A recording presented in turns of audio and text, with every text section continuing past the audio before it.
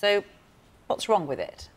Well, alcohol is a drug, and it's a very powerful drug. And I always have to laugh because I have friends who have the sneaky cigarette, and they'll go to great lengths to hide the sneaky cigarette from their child while having a glass of alcohol in their hand. Well, that's because a cigarette's more dangerous, isn't it, than alcohol? Well, think about it really. I don't have the figures, but NHS, alcohol increases violence, increases domestic violence. People are more likely to have accidents, to get sick, to have cirrhosis of the liver. Sounds like you're against drinking per se, then.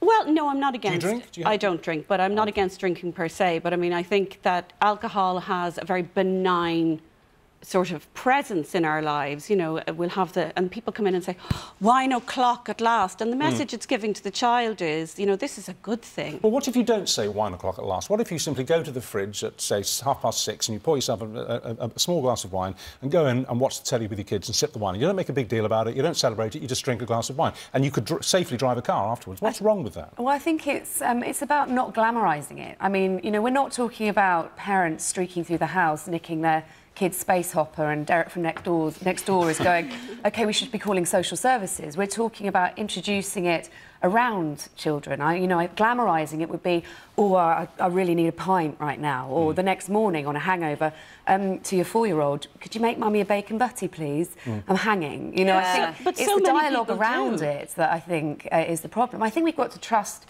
this is one of the biggest issues I think I have around this kind of research, not just about alcohol. Is it not just opening up another mum versus mum? There's two mums sat here being pitted against each other, and I don't think it's a case of not drinking or drinking. I think that there's a gradation, and I think there is a problem. It's almost like we're being told that we've got to create the perfect environment for children, which actually doesn't reflect real life either. You know, out there the world is... There are moments when you're going to be anxious. There are moments when you have to deal with other people's behaviour. It was the Pope who said a couple of months ago there is no such thing as a perfect family. The Pope said that. Well, absolutely there's no such thing as a perfect family, but my point is it's a drug. It's as bad as any other drug, or as good as any other drug. So do you think parents should hide all drinking from their children, all alcohol from the house until... But they shouldn't introduce it as a benign thing, like the potato salad at the barbecue, and they should talk to their children about how alcohol affects you. So if you're all going for a meal out and you've got your 4- or 5-year-old with you, and it's a sort of an evening meal, it's a birthday party, or it's just an evening meal, you know, should we have a glass of wine? Well, you're going to have your appetiser.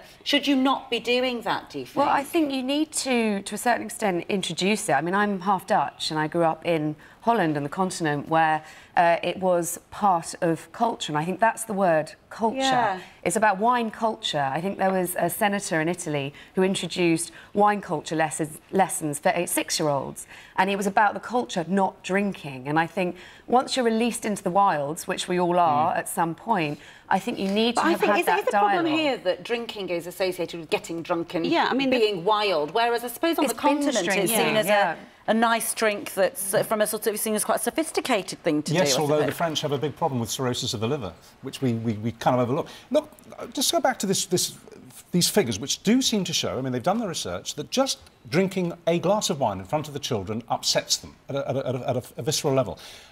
Is that meant to make me feel bad? Because I'll tell you the truth, I mean, all my life, as our kids were growing up, come 6 o'clock, I would have a glass of wine, and I don't see that they've been damaged. But are you talking about that to your children, or is it part of, like, you have your Sunday roast, you pour your glass of wine?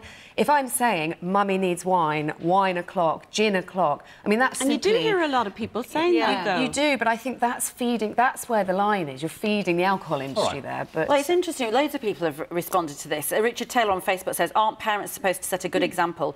Getting drunk in front of your children isn't a good example, it's downright irresponsible. Rachel says, I've had a drink in front of my kids and still do. There's nothing wrong with responsible drinking. You can't blame parents, somebody else says, for wanting a drink after a hard day. But I think there is that thing, isn't there, about there's a difference in parents' minds between getting drunk and knowing that if something happened to your child and they needed to drive to the hospital in the middle of the night... You have to be able to drive. Yes. And I think one drink, you can go on the road. One drink, you can still read That's Not My Dinosaur. But I must say, I'm sure a lot of people out there are just getting sick and tired of being made to feel guilty. Especially the cake bake sale yesterday that had to be banned. The cake bake sale yesterday, exactly. You can't bake a cake True at enough, school. but at the same time, I mean, how many adults do you know in a social situation look at their own parents and go, oh my God, my mother's drinking, I can't stand it, I'm so embarrassed. Dad's on his 3rd pint. Well, that's if they're getting drunk. Yeah. No, but even tipsy now, you know, I mean, not necessarily... If you're stealing your kid's petit filou and streaking around the garden, you know, I'm not saying that that's the line, but if you're stealing food out of their mouth... It is very obvious there. I'm not saying that that's happened, but... Hide the petit filous. Yeah.